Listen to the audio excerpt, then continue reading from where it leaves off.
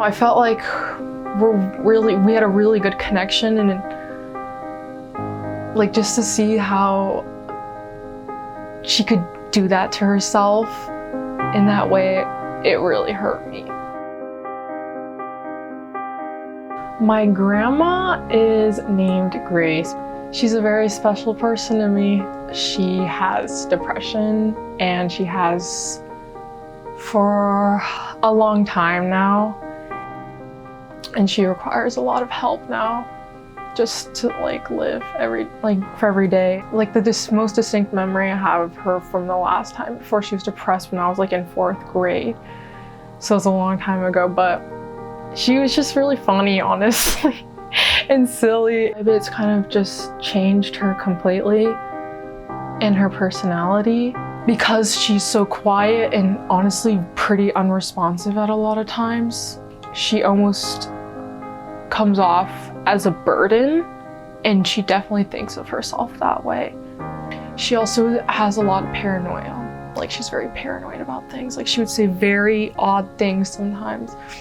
I would just try to talk to her as much as I could. Like, I would ask her really dumb questions, honestly. Like, I would ask her, what's your favorite color? What's your favorite, like really silly things, just to hear her say something. But I feel like the first time really I understood it was like sophomore year of high school. She had to go to the hospital. She attempted like to kill herself. I'm trying to remember because it's honestly been multiple times. It's just horrible. I have trouble remembering like which one. Sorry. What I try to do is I just try to talk to her. And I think that's like, it's not a lot, but I feel like it's the most I can do sometimes. There's no one else to talk to her, like, she doesn't leave the house much. But I think I've grown to accept that. It just hurts me to see how like unconfident she is in herself, how much she like hates herself. She was such a lively person before she was depressed.